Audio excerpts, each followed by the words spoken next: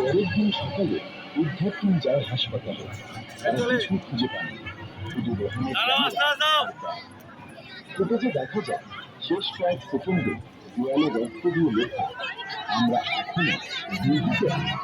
অন্ধকার রাত, ঝড় বৃষ্টি আর বজ্রপাতের মধ্যে দাঁড়িয়ে আছে পুরনো বহু বছর আগে হাসপাতালটি বন্ধ হয়ে গেছে।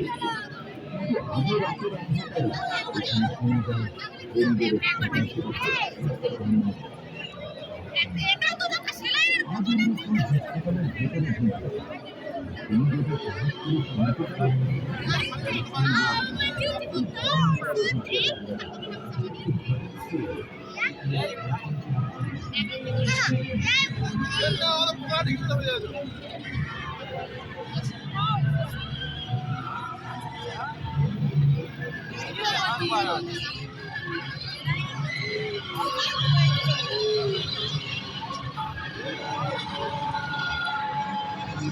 করে